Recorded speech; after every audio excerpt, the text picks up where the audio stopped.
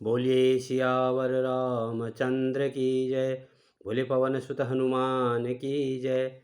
गजाननं भूतगणाधिसेवितं कपित्थजम्बूफलचारुभक्षणम् उमासुतं शोकविनाशकारकं नमामि विघ्नेश्वरपादपङ्कजं। परम मित्रों, सादर प्रणाम। मैं आपके साथ मिलकर के श्री रामचरितमानस से उद्धृत सुंदरकांड के 747 पेज के कुछ दोहा और चौपाइयों का अभिनय करने जा रहा हूँ। आपको अच्छा लगे, आपके मन को सुकून मिले, आप पुण्य के भागीदार बनना चाहते हैं तो आप लाइक और शेयर सब्सक्राइब अवश्य कीजिए।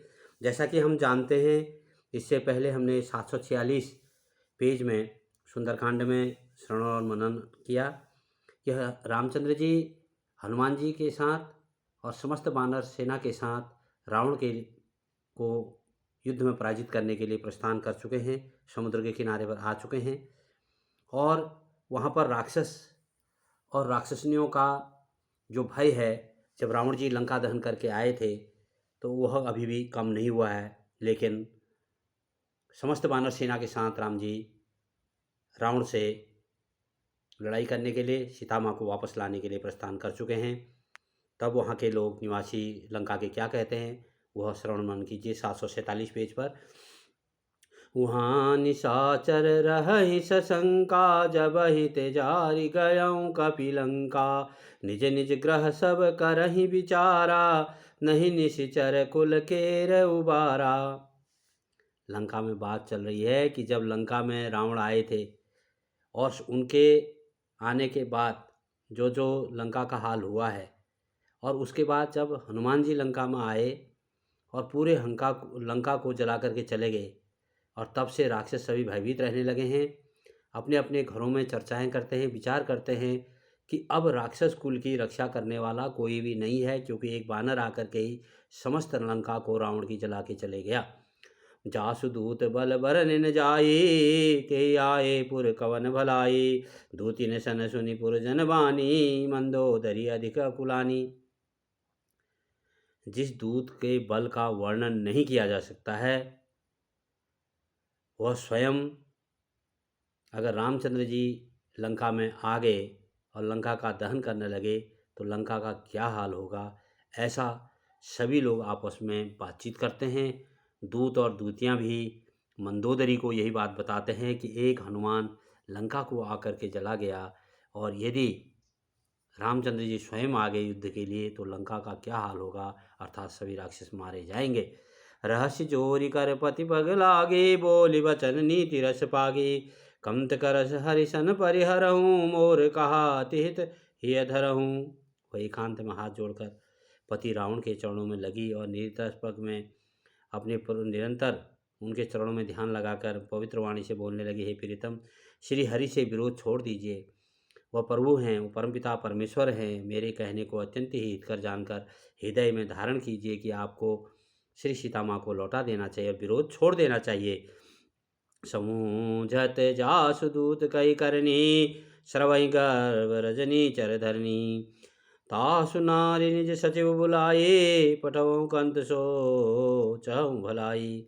जिनके दूत की करने का विचार करते ही श्रवण आते ही राक्षसों के स्त्रियों के गर्भ गिर जाते हैं कि वह हनुमान जी किस प्रकार के यहाँ लंका को जला के चले गए।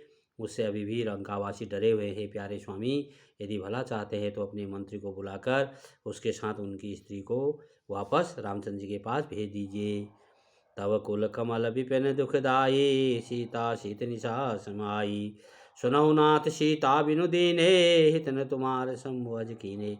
सीता आपके कुल रूपी कमलों के वन को दुख देने वाली जाड़े की रात्रि के समान आई है। जैसे जाड़ों में फूल पत्तियां सूख जाती हैं, पतझड़ आ जाता है, उस प्रकार से आप सीता जी आपकी लंका में आई हैं।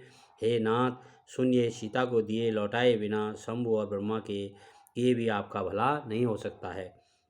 राम बानन अहिगन सरिसा, निकर निशाचर वेग। जब लगी ग्रसत न तभी, लगी चतनु करऊँ तजि टेक। श्री राम जी के बाण सर्पों के समूह के समान हैं और राक्षसों के समूह मेढक के समान हैं। जब तक वे इन्हें ग्रस नहीं लेते, निगल नहीं जाते, तब तक हट छोड़कर उपाय कर लीजिए। इस प्रकार से मंदोदरी रावण को समझा रही हैं। श्रवण सुनिषटता करि बानी, बिहसा जगत विदित अभिमानी। सवै स्वभाव नारी कर साचा, मंगल मोह भय मन अति काचा। मूर्ख और जगत प्रसिद्ध अभिमानी रावण कानों से उनकी वाणी सुनकर खूब हंसा और बोला, स्त्रियों का स्वभाव सचमुच ही बहुत डरपोक होता है। मंगल में भी भय करती हो, तुम्हारा मन हृदय बहुत ही कच्चा और कमजोर है। जोवा वही मृकट कटकाई, जियई विचारे निशिचर खाई। कपहि लो कप जाग त्रासा, तासु नारी सभी बड़ी आशा। यदि वानरों की सेना आवेगी तो बेचारे राक्षस उसे खाकर अपना जीवन निर्वाह करेंगे, आने दीजिए उनको। लोकपाल भी जिनके डर से कांपते हैं, उसकी स्त्रियां डरती हों, यह बड़ी हंसी की बात है। हस कही भी हसिताई उरलाई, चले सभा ममता दिखाई। मंदोदरी हृदय कर चिंता, भयं कंत कर विधि विपरीता। रावण ने ऐसा कहकर हंसकर उसे हृदय से लगा लिया और ममता बढ़ाकर अतिथि स्नेह दर्शाकर वह सभा में चला गया। मंदोदरी हृदय में चिंता करने लगी कि पति पर विधाता प्रतिकूल हों और पति को जो है सद्बुद्धि आए। बैठे हूँ सभा खबरी सिपाही, सिंधु पार सेना सब आई।